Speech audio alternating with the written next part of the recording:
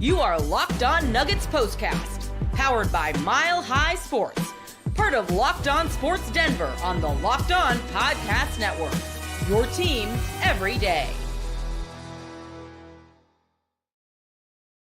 The struggle continues for the Denver Nuggets as they are now on a 4-game losing streak, their first 4-game losing streak of the season, as they blow a lead tonight to the Indiana Pacers, who steal a victory on the road, 125-120, your final score. Welcome on into tonight's Locked On Nuggets postcast. I'm your host, Aniello Piro.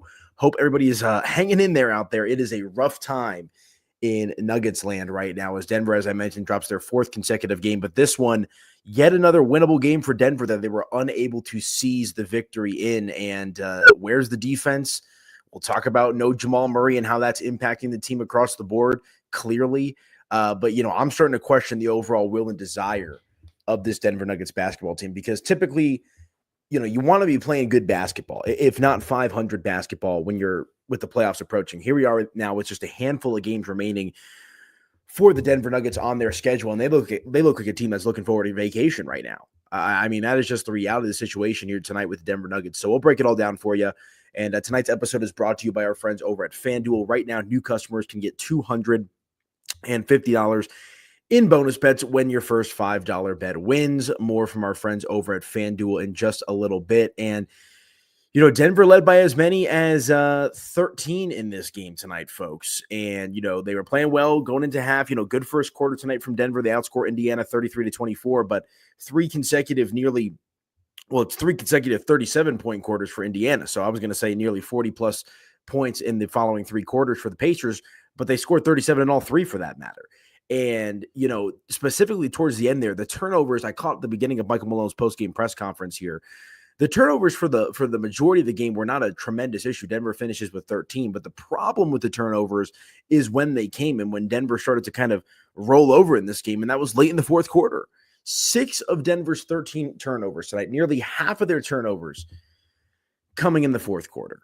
And I don't know what else there is to say, because you kind of know where you're at this point in the season, right? You know that you're kind of coming up for air a little bit, looking for an opportunity, whatever it might be, to try to, get right and get back on your feet. Hold on, I'm seeing Russell Westbrook. Let's give this to you live for 1 minute and 10 seconds.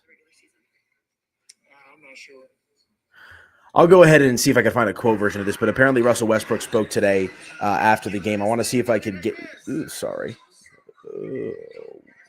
Why will my phone volume not shut off? There we go. But point being, Russell Westbrook spoke for the first time here after the last few games. Remember, Russ did not speak after that game against Minnesota, and I don't think he's spoken since the last time, which was before that game against Minnesota. So I'll see if I can find an updated quote or two here from Russell Westbrook so we can bring that to you live on the show and get you some updated information. And Russ, obviously, tonight getting some minutes, Jalen Pickett as well, with Jamal Murray not being out there due to the injury here too. So we'll see if we can get you some updated Russell Westbrook quotes. Very curious as to what he has to say. But when it's all said and done, clearly this Denver Nuggets team is reeling right now. And you should not lose a game when Jokic and Christian Brown with a career game tonight, when he has that type of a game to CB, which is 30 points, 8 rebounds, 4 assists in this one. And Jokic has, just another triple-double, 41 points, 15 rebounds, 13 assists. I mean, there was one point in this game where Jokic himself had 20 points and the entire Indiana Pacers roster had 20 points combined. These are games that you should just not be losing right now if you're the Denver Nuggets. So, it is frustrating. It is frustrating. They look like a team that is lacking some desire, lacking some fight. And like I said earlier, just looking like a team that is ready for the postseason, or ready for the postseason to be over, ready for the offseason, rather, to take a vacation. So 125-120, your final score here tonight. And the other interesting part is I gave you Nikola Jokic's stats. I gave you Christian Brown's stats. You would think that Denver wins, especially in a game where Tyrese Halliburton is held to only 9 points.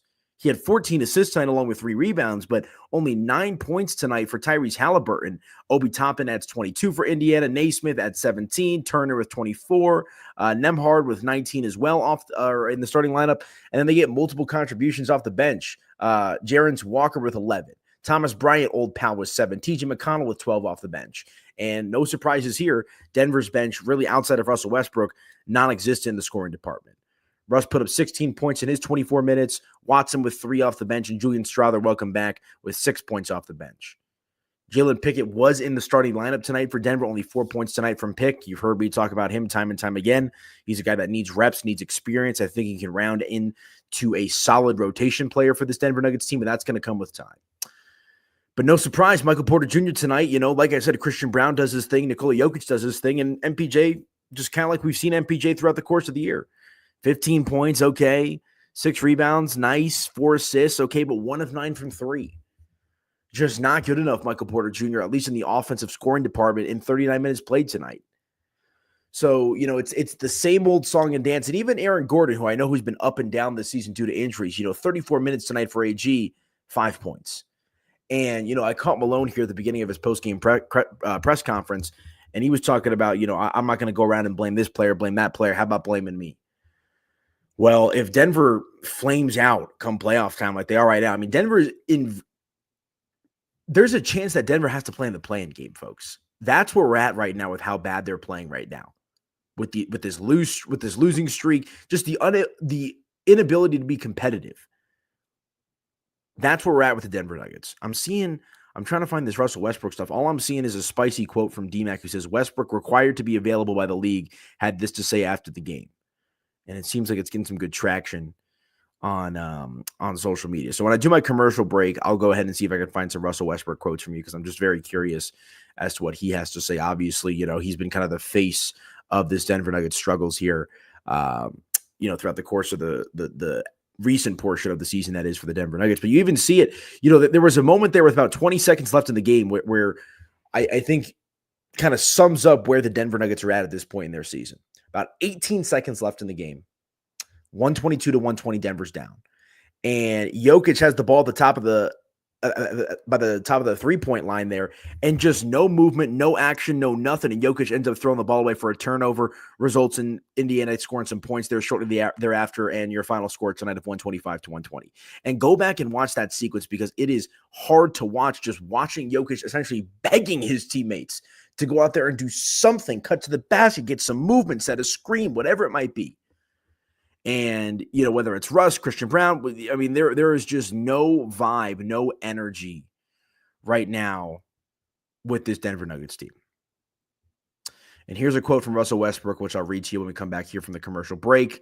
Give you a little inside scoop as to what Russ is saying is going on in the locker room, and then put a bow on the show with some closing thoughts about Jamal Murray and the rest of this season as a whole. Stick around, folks. Hit that like button, smash that subscribe button as well. That way you guys never, ever miss an episode. We'll hit a quick break, come back, and do just that right here on your Locked On Nuggets postcast. Back in just a moment, folks. All right, you guys, let me tell you about our friends over at Monarch Money real quick. Ever check your bank account and wonder, where did all my money go? Between dining out, online shopping, and entertainment, it's easy to lose track. That's where Monarch Money comes in, your personal CFO, giving you full visibility and control over your finances. Monarch Money isn't just a budgeting app, it's a complete financial command center. You can track all of your accounts, investments, and spending in one place, so you can just stop managing your money and start building wealth. When I started using Monarch, I realized just how much I was spending on food delivery. Now I budget smarter and save more. Instead of juggling multiple apps, you can use Monarch to check your finances, track spending, and even plan long-term goals. Managing money with your partner is smoother than ever. You can track shared and personal accounts, set goals, and stay on the same page without stress. Take control of your finances with Monarch Money. Use code LOCKEDONNBA at monarchmoney.com for 50% off of your first year. That's monarchmoney.com, code LOCKEDONNBA for half off your first year. Be sure to check out our friends over at Monarch Money and let them know that Locked On Nuggets sent you. And let me also tell you about our friends over at FanDuel real quick, guys. The NBA playoffs are almost here, and FanDuel is giving new customers an incredible way to get in on the action.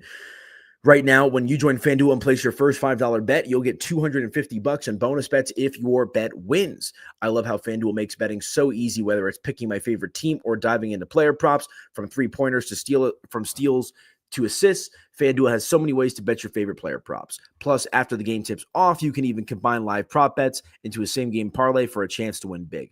Don't miss out. Head to FanDuel.com and claim your $250 in bonus bets today. Be sure to check out our friends who are at FanDuel and let them know that Locked On Nuggets sent you. Okay, welcome on back into your Locked On Nuggets postcast. I'm your host, Aniello Piro. Do me a favor, if you're watching on YouTube, hit that like button, smash that subscribe button as well. That way you guys never, ever miss an episode of your Locked On Nuggets postcast. Denver, fourth straight loss tonight, losing to the Indiana Pacers 125-120, your final score here tonight. And we got our first little quote that I'm seeing here online from Russell Westbrook. The quote here, does Russell Westbrook think the locker room feels the urgency of the situation? This is from DNVR Nuggets on Twitter. He says, I don't know, man. I'm not sure. So that's kind of the quick little short answer there. See if I can find some more from Russell Westbrook. But clearly, when you've got, a player in Russell Westbrook who's a veteran, who's been on some, high caliber playoff teams that has come out here and talking about how we're not sure where the state of the locker room is at, that tells you a lot about where this team is at mentally. And obviously, physically, they're banged up. But again, I go back to that sequence that we saw with about 20 seconds left in the game. Denver down 122-120. Still in a winnable situation here with the ball, having the possession there. And Jokic just standing. I'm watching it live. I can break it down for you. I mean, Jokic just sitting there at the top of the key, looking for somebody to come around and rotate, looking for Jamal Murray, and winds up throwing away the pass to Russell Westbrook off his fingertips, backcourt violation. And Indiana ultimately wins this game 125-120. Where do we go with this Denver Nuggets team? Because, I was sitting here 2 weeks ago talking about how, they're probably going to be the 2 seed, right? It's going to come down to matchups. If they draw Memphis, if they draw Golden State, if they draw Houston, they're going to have a good chance. And I'm at the point right now with this Denver Nuggets team where I don't know who they're beating in a 7-game series, folks. Because let's take a look here at the last couple of games remaining on the schedule tonight for Denver, or remaining on the schedule this season for Denver. We are getting down to it. Only 3 games left right now in the regular season for Denver.